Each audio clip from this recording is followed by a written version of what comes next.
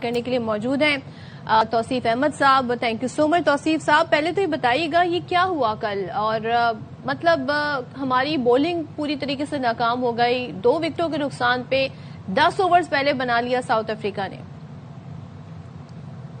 जी आपने शुक्रिया बहुत बहुत आपका कि आपने ठीक कहा कि मुश्किल हालात हैं। अब तो मतलब अल्फाज नहीं आ रहे हैं और अल्फाज इधर से उधर चले जा रहे हैं और इस मुश्किलात से हम निकल नहीं पा रहे हैं। क्या वजूहात हैं, अब तो सारी चीजें कह चुके हैं, उसके बावजूद भी कुछ ऐसा हो रहा है कि हम अजीब अजीब चीजें कर रहे हैं। आपने खुद भी बताया और मिसाल दे देता हूं कि लर्निंग प्रोसेस की बात करते थे, लर्न कर रहे हैं हम या सीखने की कोशिश कर रहे हैं या इस तरह की बात है तो सीखें, डिकॉक से सीखें।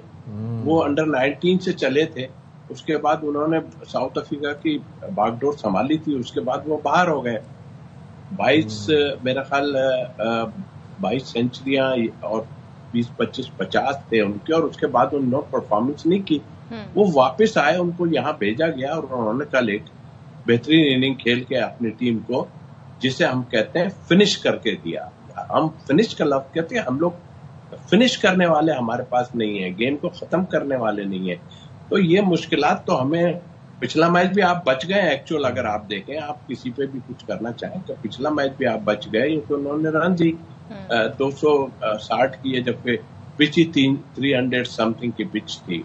और कल हैरत हुई है मुझे कि क्या सोच के आपने पहले बैटिंग कर ली, आप सोच रहे थे ड्यू फैक्टर, फिर टीम आपने जो है उधर स्पिनर खेल रहे हैं, आप अबरार को बिठा रहे हैं, फिर 4-4 फास्ट बॉलर, उनके 5-5 फास्ट बॉलर और 8 बॉलर आपने आजमाए हैं, और एक का भी ऐसे ही कुछ नहीं हुआ।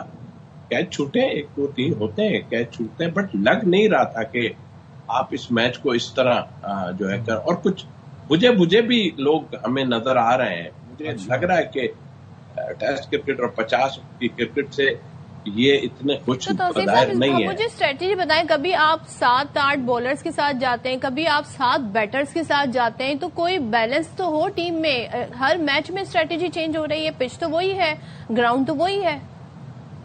नहीं, स्ट्रेटेजी देखिए, वो स्क्वायर जो बना हुआ है, अब ठीक है उस पर फर्स्ट क्लास मैच होते रहे वो, लेकिन हमेशा से मुझे अच्छी तरह याद है, शायद मैंने आपके प्रोग्राम में पहले भी कहा था कि डेनिस लिली एक होते थे, उस वक्त उन्होंने ग्रेव यार्ड इसको कह दिया था, कब्रिस्तान कह दिया था कि इसमें, वो मैच मैं भी खेल रहा था, उसमें डबल सेंचुरी तस्लीम आरिफ ने की थी, डबल सेंचुरी ग्रेग चैपल ने की थी, दैट टाइम 80s की बात कर रहा हूँ। बट वो सरफेस बड़ा जबरदस्त यहाँ का होता है और हमेशा यहाँ पे 300 रन तो बनते हैं और वो चेज भी हो जाते हैं, ऐसा भी है।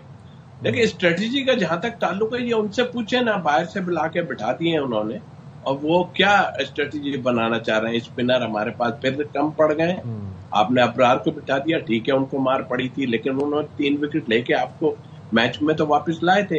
वो तो आपकी अपनी मर्जियां हैं कि आप 12-15 रन चेस कर रहे हैं, आपकी विकेटें बाकी हैं और आप लोग आउट हो रहे हैं, और फिर वो मैच फंस जाता है, जाके नीचे एक आदमी छक्का मार के आपको बचा लेता है।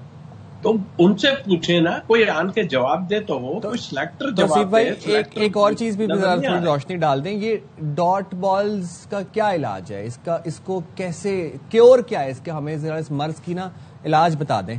कल हमने देखा कि हमने 164 डॉट बॉल्स खेली, इतनी खराब बैटिंग, मतलब इसका हल बता दें आप। देखिए, एक तो समटाइम ये अंडरस्टैंडिंग से होता है, ये आपके साथ जो रनर सामने जो खड़ा है ना, पार्टनर, उसके साथ से होता है, कितनी अंडरस्टैंडिंग है, किस तरह भागते हैं। लेकिन इस क्रिकेट में बहुत ज्यादा अंडरस्टैंडिंग होती है और करते हैं। हमारे यहाँ 2-3 ऐसे प्लेयर गुजरे हैं जो रन आउट हो जाते थे, इतने अच्छे रनर नहीं थे, हमें मालूम है। लेकिन आप जब रन्स के लिए जाएंगे ही नहीं और आप कोशिश ही नहीं करेंगे, क्योंकि मैंने देखा है कि आप तो रन्स, 1 रन के लिए तो कोशिश ही नहीं करते जो दूसरी टीमें करती हैं। तो ये एक तरीकेकार होता है किसी बॉलर्स को डिस्टर्ब करने का, कि अगर आप नहीं खेल पा रहे तो 1 रन लेके एटलीस्ट दूसरे एंड पे चले जाओ और जाके, ये प्लेयर के अपने ऊपर है, इसमें कौन सिखाएगा इनको। ठीक है, आप प्रैक्टिस में करा देंगे जी, गेंद रोकी, करीब रोक के भागे और डाइव मारी और ये सब आप प्लान और वो करते हैं जाके, लेकिन मैच में क्या हो जाता है, बहुत प्रेशर होता है। आप एक ही तरफ लगे हुए हैं, सिर्फ आप लगे हुए हैं कि जी बाबर कुछ कर दे तो बस सारा कुछ हल हो जाएगा। मैच जीतना है, कोई भी जिताए, बाबर जिताए। कल 3 बर्गर नाम है शायद उनके, बर्गर जो उनका फास्ट बॉलर है, तो उसने 3 बॉलों में तो हमारी जो है पूरी टीम ऑलमोस्ट खत्म कर दी। वो तो शुक्रगुजार है इतनी लंबी। फिर वो कहते हैं ना कि हम तो बैटिंग इसीलिए लंबी खिलाते हैं कि भाई हमें नहीं पता कि हमारे ऊपर वाले कुछ करेंगे नहीं।